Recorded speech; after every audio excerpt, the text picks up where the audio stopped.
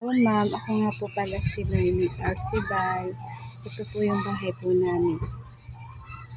Ito po yung dinadaanan po namin, ma'am. Yan po yung hagdan.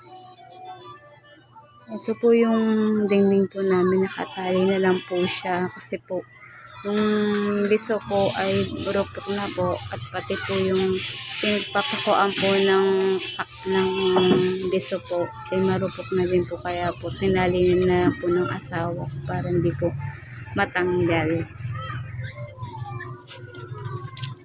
Baba po tayo, baba.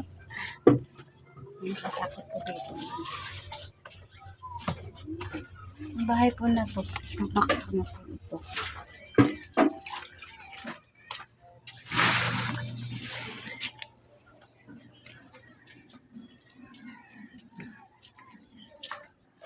Ito po yung harap po ng bahay po namin, ma'am. Ayun.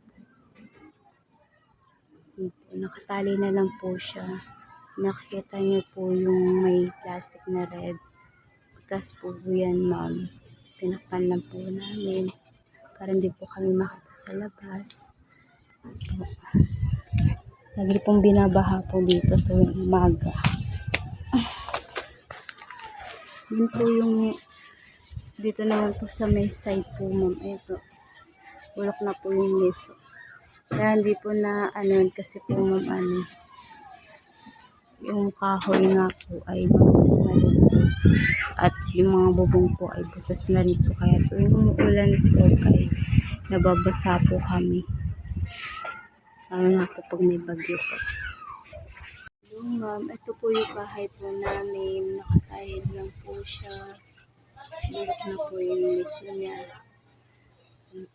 Ang mapapansin niya po, ma'am, pabaksak na po siya. Talagang pabaksak na po talaga po siya kasi po pagkakagawa po nito ay parang balang po.